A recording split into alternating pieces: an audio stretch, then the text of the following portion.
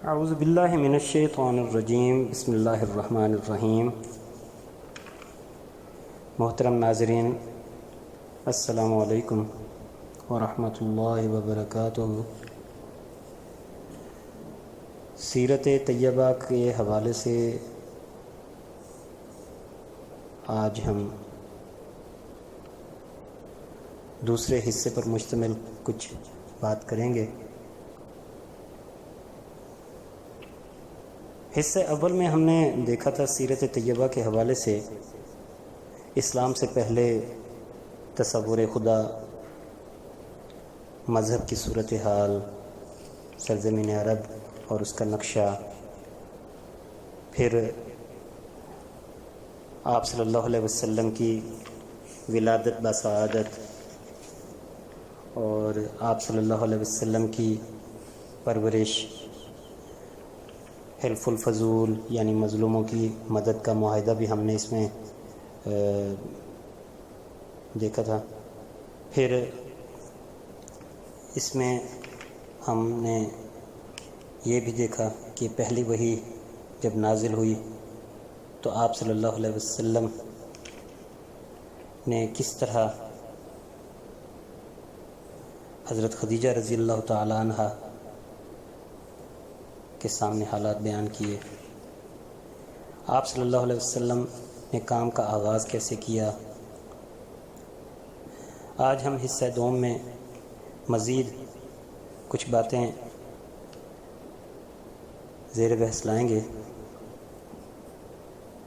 ہم نے حصے اول میں جس موضوع پر بات ختم کی تھی وہ یہی تھی کہ آپ صلی اللہ علیہ وسلم نے اپنے کام کا آغاز یعنی تبلیغ کا آغاز خفیہ طور پر کیا اور سب سے پہلے اپنے قریبی دوستوں اور رشتہ داروں کو تبلیغ کی اور بعد میں پھر شہر کے اندر اور مضافات میں عام لوگوں کو اللہ کا پیغام پہنچانا شروع کر دیا۔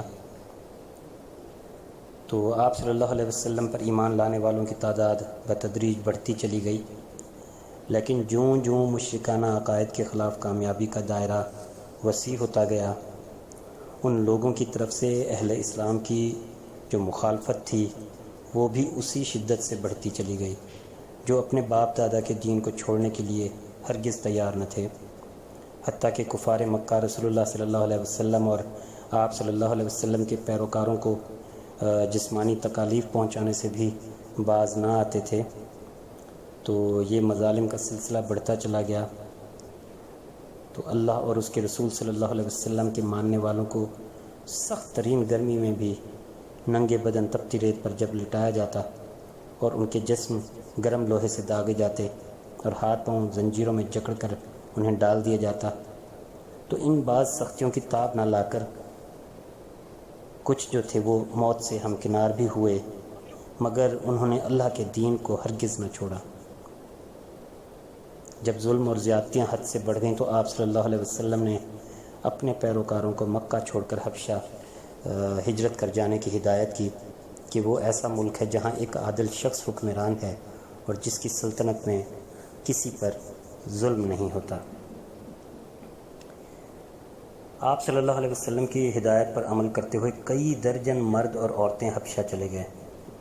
ان لوگوں کے بچ نکلنے پر کفار کا غیظ و غضب عروج پر پہنچ گیا اور پیچھے رہ جانے والوں پر تعزیر و تعذیب، سختی کا سلسلہ مزید دراز ہو گیا۔ محمد الرسول اللہ صلی اللہ علیہ وسلم نے اپنے دین کا نام اسلام رکھا، جس کا مطلب ہے اپنے آپ کو اللہ کی رضا کے سامنے جھکا دینا۔ اس کی دو نمایاں خصوصیات ہیں: دین اور دنیا میں توازن، یعنی روحانی اور جسمانی معاملات میں توازن، اللہ تعالیٰ کی عطا کردہ نعمتوں سے مکمل لطف اٹھانے کی اجازت، اور اس کے ساتھ ساتھ ہر فرد پر اللہ کی طرف سے جو فرائض عائد کیے گئے ہیں ان کی مکمل ادائیگی، مثلا نماز، روزہ، زکوٰۃ اور دوسرے ارکان اسلام۔ اسلام کو تمام لوگوں کا دین قرار دیا گیا، نہ کہ خاص افراد کا۔ اسلام میں کسی قسم کی اونچ نیچ نہیں، تمام مسلمان بھائی ہیں اور تمام برابر ہیں۔ نسل، طبقہ یا زبان کی بنا پر کسی کو کوئی برتری حاصل ہے نہ امتیاز حاصل ہے۔ برتری صرف اس بنیاد پر ہے کہ کون زیادہ پرہیزگار، یعنی کون زیادہ اللہ سے ڈرنے والا ہے۔ سماجی مقاطعہ۔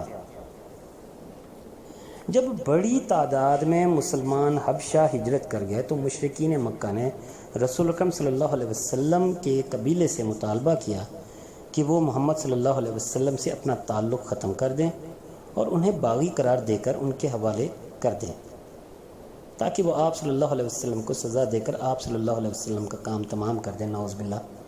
تاہم بنو ہاشم قبیلہ کے تمام افراد نے، چاہے وہ مسلمان تھے یا غیر مسلم، مشرکین کا یہ مطالبہ انہوں نے مسترد کر دیا، جس پر کفار مکہ نے بنو ہاشم کے مکمل سماجی بائیکاٹ کا فیصلہ کیا، جس کے تحت اہل شہر کو پابند کر دیا گیا کہ وہ بنو ہاشم سے کلام کریں گے، نہ ہی کسی قسم کا کوئی لین دین کریں گے۔ ہر قسم کے رشتے ناطے کرنے کی بھی ممانعت کر دی گئی، اور اس بائیکاٹ میں مکہ کے مضافات میں آباد قریش مکہ کے حلیف قبائل بھی، جو احابیش کہلاتے تھے، شامل ہو گئے۔ بائیکاٹ کے متاثرین میں بچے، عورتیں، ناتواں، بوڑھے، بیمار سبھی شامل تھے۔ سختیوں کی تاب نہ لا کر بعض نے جان دے دی، تاہم کوئی بھی شخص محمد الرسول اللہ صلی اللہ علیہ وسلم کو کافروں کے حوالے کرنے پر تیار نہ ہوا۔ صرف آپ صلی اللہ علیہ وسلم کے چچا ابو لہب نے خاندان سے بغاوت کی اور بائیکاٹ کرنے والوں کا ساتھ دیا۔ بائیکاٹ اور مظالم کے اس سلسلے کو جب 3 سال گزر گئے، جس کے دوران محصورین کو درختوں کے پتے اور چمڑا بھی ابال کر کھانا پڑا، اہل مکہ میں سے کچھ نسبتاً نرم دل لوگوں نے اس کے خلاف آواز بلند کی اور غیر منصفانہ پابندیاں ختم کرنے کا مطالبہ کیا۔ اسی دوران ایک روز حضرت صلی اللہ علیہ وسلم نے خبر دی کہ بائیکاٹ کے لیے مشرکین نے جو معاہدہ تحریر کیا تھا اور جو بیت اللہ میں لٹکایا گیا تھا، اسے دیمک نے کھا لیا ہے۔ جب دیکھا گیا تو یہ بات درست نکلی۔ معاہدے پر اللہ اور محمد صلی اللہ علیہ وسلم کے بابرکت ناموں کے سوا سب کچھ دیمک نے چاٹ لیا تھا۔ اس پر بائیکاٹ کے حامی تنہا رہ گئے اور بائیکاٹ کی پابندیاں ختم کرنا پڑیں، اور بنو ہاشم 3 سال کی محصوری سے آزاد ہو گئے۔ تاہم سختیوں کی طوالت نے آپ صلی اللہ علیہ وسلم کی غم گسار اہلیہ حضرت خدیجہ رضی اللہ تعالیٰ عنہ اور آپ کے چچا ابو طالب کی صحت پر بہت برا اثر ڈالا، اور وہ اس کے بعد جلد ہی یکے بعد دیگرے آپ صلی اللہ علیہ وسلم کو داغ مفارقت دے گئے، جس کے بعد آپ صلی اللہ علیہ وسلم کا مشرک چچا ابو لہب قبیلے کا سردار بننے میں کامیاب ہو گیا۔ معراج۔ یہی ایام تھے جب رسول اللہ صلی اللہ علیہ وسلم کو معراج کا اعزاز عطا ہوا کہ آپ صلی اللہ علیہ وآلہ وسلم عالم بالا میں اللہ تعالیٰ جل شانہ سے ہم مجلس ہوئے، اور آپ صلی اللہ علیہ وسلم کو آسمانوں پر بہت سے عجائبات اور اسرار کا مشاہدہ کرایا گیا۔ واپسی پر آپ صلی اللہ علیہ وسلم اللہ تعالیٰ کی طرف سے اپنی امت کے لیے نماز کا تحفہ لے کر آئے، جو بندے اور خدا کے درمیان یکگنا براہ راست رابطے کا ایک وسیلہ ہے۔ یہ امر قابل ذکر ہے کہ مسلمان جب نماز ادا کرتے ہیں تو اس کے آخری حصے میں التحیات کے دوران جو کلمات ادا کیے جاتے ہیں وہ وہی ہیں جو ہم کلامی کے وقت اللہ تعالیٰ جل جلالہ اور رسول اللہ صلی اللہ علیہ وسلم کے مابین ادا کیے گئے تھے، اور یہ ان کلمات سے علامتی طور پر مسلمانوں کی اللہ کے سامنے حضوری کا اظہار ہوتا ہے۔ کلمات یہ ہیں: بسم اللہ الرحمن الرحیم، التحیات للہ والصلوات والطیبات، السلام علیکہ ایہا النبی ورحمۃ اللہ وبرکاتہ، السلام علینا وعلی عباد اللہ الصالحین۔ ترجمہ پیش خدمت ہے: تمام قولی عبادتیں اور تمام فعلی عبادتیں اور تمام مالی عبادتیں اللہ کے لیے ہی ہیں۔ سلام ہو تم پر اے نبی، اور اللہ کی رحمتیں اور اس کی برکتیں ہوں۔ سلام ہو ہم پر اور اللہ کے نیک بندوں پر۔ کمیونین کی مسیحی اصطلاح خدائی میں شرکت کے معنی دیتی ہے،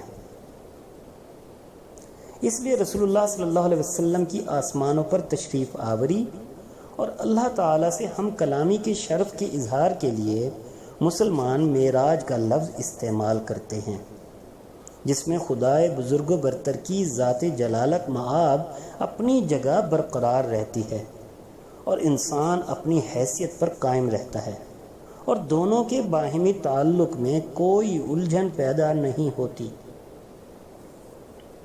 عالم بالا کی اس ملاقات کی خبر نے مشرکین مکہ کے مظالم میں اضافہ کر دیا۔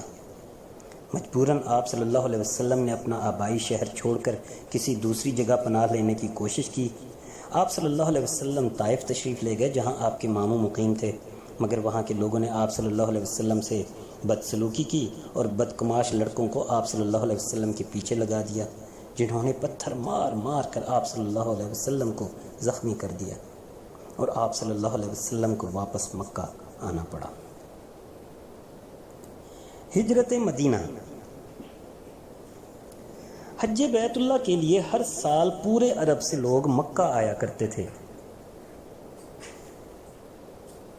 آپ صلی اللہ علیہ وسلم نے کوشش کی کہ کوئی قبیلہ آپ صلی اللہ علیہ وسلم کو پناہ دے دے، آپ صلی اللہ علیہ وسلم کے تحفظ کی ذمہ داری قبول کر لے، تاکہ آپ صلی اللہ علیہ وسلم اللہ کا پیغام پھیلانے کا کام جاری رکھ سکیں۔ آپ صلی اللہ علیہ وسلم نے اس کوشش کے دوران 15 قبائل کے وفود سے رابطہ کیا، مگر سب نے سختی سے انکار کر دیا۔ اسی دوران آپ صلی اللہ علیہ وسلم کی ملاقات مدینہ کے 6 افراد سے ہوئی جو یہودیوں اور مسیحیوں کے ہمسایہ ہونے کی وجہ سے اللہ کے رسولوں اور کتابوں کے بارے میں علم رکھتے تھے، اور انہوں نے یہ بھی سن رکھا تھا کہ اہل کتاب ایک پیغمبر موعود آخری فارقلیت مسیحا کی آمد کے منتظر بھی ہیں۔ اس لیے ان 6 نے فیصلہ کیا کہ کیوں نہ نیک کام میں سبقت حاصل کی جائے۔ چنانچہ انہوں نے اسلام قبول کر لیا اور وعدہ کیا کہ اگلے سال وہ مزید لوگوں کو ساتھ لائیں گے اور ہر قسم کی مدد بھی باہم پہنچائیں گے۔ اگلے سال مدینہ کے 12 کے لگ بھگ مزید خوش نصیب دائرہ اسلام میں داخل ہوئے، اور انہوں نے رسول اکرم صلی اللہ علیہ وسلم سے استدعا کی کہ ان کے ساتھ ایک معلم کو بھیجا جائے جو انہیں نیا دین سکھائے اور تبلیغ کرے۔ وہ معلم مصعب رضی اللہ تعالیٰ عنہ تھے۔ ان کی کوششیں توقع سے زیادہ کامیاب ثابت ہوئیں اور وہ حج کے موقع پر مدینہ کے 73 مرد اور عورتوں کو لے کر مکہ آئے، جنہوں نے رسول اکرم صلی اللہ علیہ وسلم کے دست مبارک پر اسلام قبول کیا اور آپ صلی اللہ علیہ وسلم سے وفاداری کا عہد کیا۔ ان مدنی مسلمانوں نے رسول اللہ صلی اللہ علیہ وسلم کو دعوت دی کہ آپ صلی اللہ علیہ وسلم اپنے مکی ساتھیوں کے ہمراہ مدینہ تشریف لے آئیں، جہاں آپ صلی اللہ علیہ وسلم کو نہ صرف مکمل تحفظ فراہم کیا جائے گا بلکہ ہم آپ صلی اللہ علیہ وسلم اور آپ صلی اللہ علیہ وسلم کے ساتھیوں کو اپنے بھائی اور بہنیں تصور کریں گے، اور آپ صلی اللہ علیہ وسلم آزادی کے ساتھ اللہ کا پیغام اس کے بندوں تک پہنچائیں۔ چنانچہ آپ صلی اللہ علیہ وسلم کی اجازت سے مسلمانوں کی ایک بڑی تعداد خفیہ طور پر چھوٹے چھوٹے گروپوں میں مدینہ ہجرت کر گئی۔ اس پر کفار مکہ طیش میں آ گئے۔ انہوں نے نہ صرف مہاجرین کی املاک ضبط کر لی بلکہ نعوذ باللہ رسول اکرم صلی اللہ علیہ وسلم کی جان لینے کا منصوبہ بھی بنا لیا۔ چنانچہ اب آپ صلی اللہ علیہ وسلم کا گھر پر ٹھہرنا ناممکن ہو گیا۔ یہ بات قابل ذکر ہے کہ ایک طرف مشرکین مکہ کی آپ صلی اللہ علیہ وسلم سے دشمنی انتہا کو پہنچی ہوئی تھی، مگر دوسری طرف آپ صلی اللہ علیہ وسلم کی دیانت پر اس قدر اعتماد تھا کہ اپنی تمام امانتیں آپ صلی اللہ علیہ وسلم کے پاس رکھواتے تھے۔ آپ صلی اللہ علیہ وسلم نے یہ تمام امانتیں اپنے چچا زاد بھائی حضرت علی رضی اللہ تعالی عنہ کے سپرد کر دیں کہ ان کے مالکوں کو لوٹا دیں، اور خود اپنے وفادار دوست ابو بکر صدیق رضی اللہ تعالی عنہ کے ہمراہ خفیہ طور پر گھر سے روانہ ہو گئے اور خطرات سے بچتے ایک طویل سفر طے کر کے بالآخر بحفاظت مدینہ پہنچ گئے۔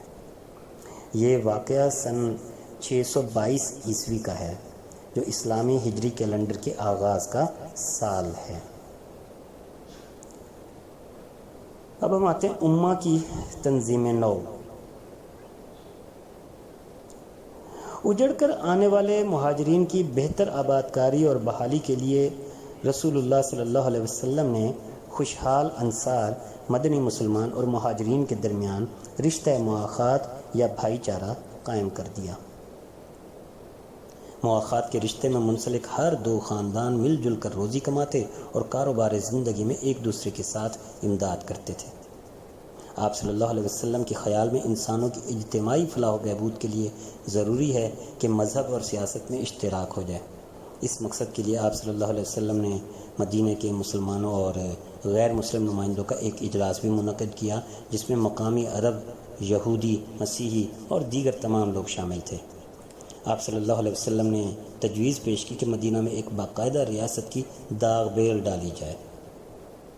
جتنے بھی لوگ شریک تھے ان کی رضامندی کے بعد آپ صلی اللہ علیہ وسلم نے اس نئی مجوزہ ریاست کا تحریری آئین تیار کرایا، جو تاریخ عالم میں اپنی نوعیت کی پہلی ایسی دستاویز ہے جس میں شہریوں اور سربراہ ریاست کے حقوق اور فرائض کار واضح طور پر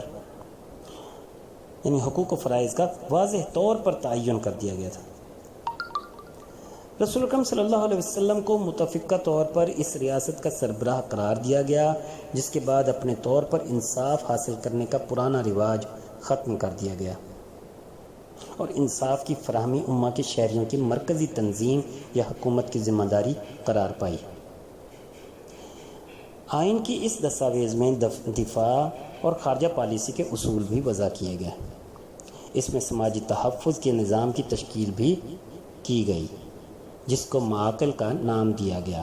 اس میں یہ طے کیا گیا کہ اختلافات کی صورت میں رسول اللہ صلی اللہ علیہ وسلم کا فیصلہ حرف آخر ہوگا اور آپ صلی اللہ علیہ وسلم کو قانون سازی کے بھی لامحدود اختیارات حاصل ہوں گے۔ اس میں خصوصاً اہل یہود کے لیے مذہبی آزادی کی ضمانت دی گئی اور انہیں زندگی کے تمام شعبوں میں مسلمانوں کے برابر شہری حقوق کا حقدار قرار دیا گیا۔ اس کی تفصیلی بات آگے انشاءاللہ آئے گی۔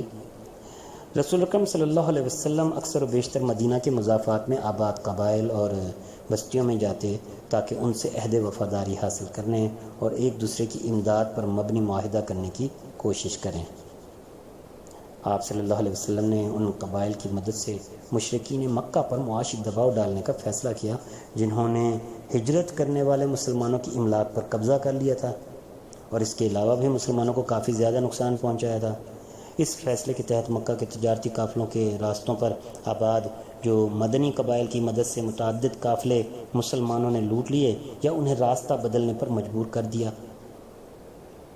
جس سے قریش مکہ میں شدید اشتعال پھیل گیا اور ایک خون ریز جنگ ناگزیر نظر آنے لگی۔ اپنی قوم کے مادی مفادات کی فکر میں روحانی پہلو کبھی آپ صلی اللہ علیہ وسلم سے نظر انداز نہ ہونے پائے۔ ہجرت مدینہ کو بمشکل 1 سال گزرا تھا جب روحانی نظم کا سخت ترین جزو یعنی ماہ رمضان المبارک کے روزے ہر مسلمان مرد اور عورت پر فرض کر دیے گئے۔ عناد اور کفر کے خلاف جد و جہد۔ اپنے ہم وطن مسلمانوں کو نکال کر بھی کفار مکہ کو صبر نہ آیا اور انہوں نے اہل مدینہ کو الٹیمیٹم بھیجا کہ محمد صلی اللہ علیہ وسلم اور آپ کے ساتھیوں کو ہمارے حوالے کیا جائے یا کم از کم انہیں مدینہ سے نکال دیا جائے، لیکن یہ تمام گیدڑ بھبکیاں بے سود ثابت ہوئیں۔ اس کے چند ماہ بعد 2 ہجری میں کفار مکہ ایک بڑا لشکر لے کر آپ صلی اللہ علیہ وسلم پر چڑھ دوڑے، جنہیں آپ صلی اللہ علیہ وسلم نے بڑھ کر بدر کے مقام پر روک لیا۔ کافروں کی تعداد مسلمانوں سے 3 گنا زیادہ تھی، مگر انہیں شکست فاش کا منہ دیکھنا پڑا۔ 1 سال کی بھرپور تیاریوں کے بعد کفار مکہ ایک بار پھر مدینہ پر حملہ آور ہوئے تاکہ بدر کی شکست کا بدلہ لے سکیں۔ اس مرتبہ ان کی فوج کی تعداد مسلمانوں سے 4 گنا زیادہ تھی۔ احد کے مقام پر ایک خونریز لڑائی کے بعد دشمن پیچھے ہٹ گیا اور یہ مہم بڑی حد تک بے نتیجہ رہی۔ مکی فوج میں شامل کرائے کے جنگجو اپنی زندگی کو مزید خطرے میں ڈالنے پر تیار نہ تھے۔ اسی اثناء میں مدینے کے یہودیوں نے فتنہ انگیزی شروع کر دی۔ بدر کی فتح کے موقع پر یہودی سردار کعب بن الاشرف کافروں سے اظہار یکجہتی کے لیے مکہ گیا اور اس نے اہل مکہ کے دلوں میں انتقام کی آگ بھڑکانے کی پوری کوشش کی۔ جنگ احد کے بعد اس کے قبیلے نے آپ صلی اللہ علیہ وسلم کی جان لینے کی سازش کی اور منصوبہ بنایا کہ آپ صلی اللہ علیہ وسلم کو اپنی آبادی میں بلوا کر کسی اونچی جگہ سے چکی کا پاٹ آپ صلی اللہ علیہ وسلم پر گرا دیا جائے، نعوذ باللہ۔ ان سازشوں کے جواب میں آپ صلی اللہ علیہ وسلم نے مدنی یہودیوں سے صرف یہ مطالبہ کیا کہ وہ علاقہ چھوڑ کر چلے جائیں اور انہیں اپنا مال ساتھ لے جانے، اپنی غیر منقولہ املاک فروخت کرنے اور مسلمانوں سے اپنے قرضے وصول کرنے کی بھی اجازت دے دی۔ آپ صلی اللہ علیہ وسلم کی ان مہربانیوں کا الٹا اثر ہوا۔ مدینہ بدر کیے گئے یہودیوں نے نہ صرف کفار مکہ بلکہ مدینہ کے شمال، جنوب اور مشرق میں آباد قبائل سے رابطے کیے، انہیں جنگی امداد بہم پہنچائی اور خیبر سے مدینہ پر حملہ کرنے کا منصوبہ بنایا اور احد سے 4 گنا بڑی فوج لا اتاری۔ مسلمان مدینہ کے گرد خندق کھود کر شہر کے دفاع پر کمر بستہ ہو گئے۔ یہ اب تک کی آزمائشوں میں سب سے بڑی آزمائش تھی۔ اگرچہ مدینہ میں باقی رہ جانے والے یہودیوں کی مسلمانوں کی پیٹھ میں چھرا گھونپنے کی سازش ناکام ہو گئی تھی، تاہم اپنی فراست پر مبنی حکمت عملی سے آپ صلی اللہ علیہ وسلم دشمنوں کی صفوں میں پھوٹ ڈلوانے میں کامیاب ہو گئے اور کافروں کے تمام حلیف ایک ایک کر کے ان سے علیحدہ ہو کر واپس چلے گئے۔ انہی ایام میں مسلمانوں کے لیے شراب نوشی، جوا بازی اور پانسا پھینک کر قسمت معلوم کرنے جیسے کاموں کی ممانعت کر دی گئی۔ رسول اکرم صلی اللہ علیہ وسلم نے مصالحت کی ایک اور کوشش کے لیے مکہ کا سفر اختیار کیا۔ مکہ کے شمال کی جانب جانے والے تجارتی قافلے مسلمانوں کے حملوں کے باعث رک جانے کی وجہ سے ان کی معیشت تباہ ہو چکی تھی۔ رسول اللہ صلی اللہ علیہ وسلم نے ان کے تجارتی قافلوں کے لیے بحفاظت راہداری کا وعدہ کیا اور یہ بھی کہ جو کافر بھاگ کر مدینہ جائیں گے ان کو واپس کر دیا جائے گا۔ آپ صلی اللہ علیہ وسلم نے ان کی ہر شرط تسلیم کر لی، حتیٰ کہ عمرہ کیے بغیر مدینہ واپس جانے کا مطالبہ بھی مان لیا۔ مکہ میں حدیبیہ کے مقام پر ہونے والے اس معاہدے میں نہ صرف فریقین نے خود جنگ نہ کرنے کا عہد کیا بلکہ کسی ایک فریق کی تیسرے کے ساتھ لڑائی میں بھی غیر جانبدار رہنے کا سمجھوتا کر لیا۔ کفار مکہ کے ساتھ امن کا معاہدہ ہو جانے کے بعد رسول اکرم صلی اللہ علیہ وسلم نے تبلیغ اسلام کے لیے ایک وسیع تر پروگرام کا آغاز کیا۔ آپ صلی اللہ علیہ وسلم نے روم، شام، ایران، حبشہ اور دوسری ریاستوں کے حکمرانوں کو خطوط لکھے جن میں انہیں قبول اسلام کی دعوت دی۔ بازنطینی رومی لارڈ پادری نے اسلام قبول کر لیا مگر اس کے مسیحی پیروکاروں نے اسے موت کے گھاٹ اتار دیا۔ صوبہ معان یعنی فلسطین کے گورنر فروہ بن عمرو جزامی کے ساتھ بھی یہی سلوک ہوا اور شہنشاہ کے حکم پر اس کا سر قلم کر دیا گیا۔ شام فلسطین کے علاقے میں مسلمان سفیر کو قتل کر دیا گیا اور بجائے مجرموں کو سزا دینے کے رومی شہنشاہ ہرقل ان کی مدد کے لیے فوج لے کر آ دھمکا تاکہ ان کے خلاف جو فوج رسول اکرم صلی اللہ علیہ وسلم نے روانہ فرمائی تھی اس کا مقابلہ کیا جائے۔ فتح مکہ۔ کفار مکہ نے ایک مرحلے پر مسلمانوں کو مشکلات میں گھرا دیکھ کر معاہدہ حدیبیہ کی خلاف ورزی کی، جس پر رسول اللہ صلی اللہ علیہ وسلم خود 10,000 کا ایک مضبوط لشکر لے کر بغیر کسی کو منزل کا پتہ دیے مکہ کی طرف روانہ ہوئے اور اچانک انہیں آ لیا۔ مکہ پر قبضہ خون کا قطرہ بہائے بغیر مکمل ہو گیا۔ آپ صلی اللہ علیہ وسلم فاتح ہونے کے باوجود پیکر رحمت تھے۔ آپ صلی اللہ علیہ وسلم نے اہل مکہ کو جمع ہونے کا حکم دیا اور انہیں ان کی 20 برس کی زیادتیاں یاد دلائیں کہ کس طرح انہوں نے اللہ کا نام لینے پر مسلمانوں پر جبر و تعذیب کے کوڑے برسائے، مہاجرین کی املاک پر غاصبانہ قبضہ کیا، مدینہ میں ان پر حملہ آور ہوئے اور مسلسل مخاصمانہ رویہ اپنائے رکھا۔ سب سر جھکائے شرمندہ کھڑے تھے۔ آپ صلی اللہ علیہ وسلم نے پوچھا اب آپ مجھ سے کس سلوک کی توقع رکھتے ہو؟ آپ صلی اللہ علیہ وسلم کریم بھائی ہیں اور کریم بھائی کے بیٹے ہیں۔ مجمع میں سے آوازیں ابھری۔ آپ صلی اللہ علیہ وسلم نے اعلان عام فرما دیا آج تم پر کوئی سرزنش نہیں، جاؤ تم آزاد ہو۔ آپ صلی اللہ علیہ وسلم نے مسلمانوں کی طرف سے اپنی چھوڑی ہوئی املاک کی واپسی کے دعوے بھی باطل قرار دے دیے۔ اس اعلان سے تو گویا دلوں کی کایا ہی پلٹ گئی۔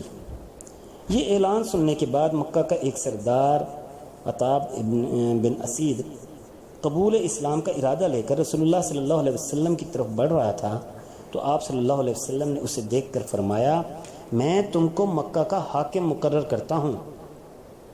مفتوحہ مکہ میں ایک بھی مسلمان سپاہی متعین کیے بغیر آپ صلی اللہ علیہ وسلم مدینہ لوٹ گئے۔ مکہ کو مسلمان کرنے کا عمل چند گھنٹوں میں مکمل ہو گیا۔ فتح مکہ کے فوراً بعد شہر طائف کے مکین رسول اللہ صلی اللہ علیہ وسلم کے خلاف جنگ پر آمادہ ہو گئے۔ کچھ مشکلات کے بعد دشمن کو وادی حنین میں شکست دے کر منتشر کر دیا گیا، مگر مسلمانوں نے طائف کا محاصرہ اٹھا کر پرامن ذرائع سے اس علاقے کی مزاحمت کو ختم کرنے کا فیصلہ کیا۔